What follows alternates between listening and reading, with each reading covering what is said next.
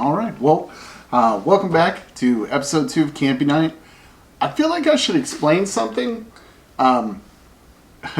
mainly because I was so in the first video I was incredibly stiff and nervous because I never thought that I'd be the person in front of the camera. I still don't think I should be. I mean, I'm not pretty. I'm kind of funny and mildly charming, but I'm pretty sure that's in person. And clearly wears off over time.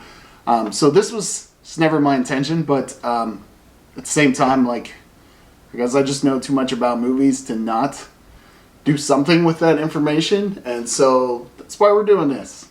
So the one we're going to go over today is actually a horror movie by Damien Levesque called The Cleansing Hour. Now, I watched this on Shudder. I know I talk about Shudder a lot, but I like a lot of horror movies, so I watched it through Shudder. This was really good. I really enjoyed this movie. One of the main actors was Ryan Guzman. I didn't know him until this, but apparently he got started in Step Up Revolution and then moved on to Step Up All In. So yeah, really not selling you on that kid. But he was in this, and so was Kyle Gallner and Alex Angelis. But we'll get to that in a minute. This story was actually very simple. It's basically two guys are making like a YouTube channel about performing exorcisms, and they're big dramatic things, and their next exorcism isn't a fake one. Then they're kind of, so there's that. And what it is, it was actually very interesting. It's very one scene, one room horror. Most of the entire movie takes place on like one set. They do have a bar.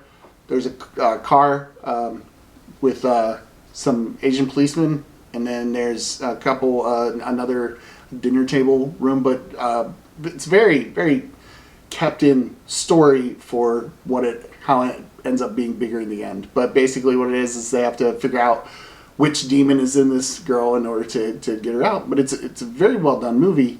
Damien Levesque, the director, this is actually his first full length feature. And I actually think he did really well. I think that especially with first features, it's really a good idea to do kind of a lower. I don't want to say lower. That's the wrong word. Just not a huge production. Like, tell a small story. Get your foot in the door. Get the feel for how this full length feature is going to work, and that's what he does with this. And he brings in, like I said, Ryan Guzman and Kyle Gallner. So let me just say this right now. So Kyle Gallner, honestly, I think he makes every movie he's in a little bit better, and that's what he did with Cleansing Hour. He's easily the best part of this movie. His character basically has to save his girlfriend, who's the one that's possessed. And they have to go through all these hoops and hurdles that the demon puts out for them. And it was really enjoyable. Okay, I thoroughly enjoyed this movie. I've actually watched it twice now.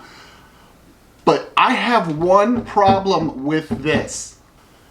I don't know why Hollywood, independent cinema, every demon, devil, possessed person has to talk like Dr. Claw.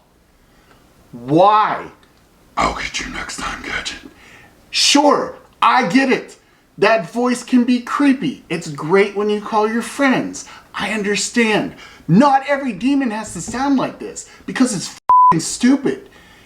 It makes them sound like idiots because instantly I'm taken out of your movie because now I'm watching a shitty episode of an 80s cartoon.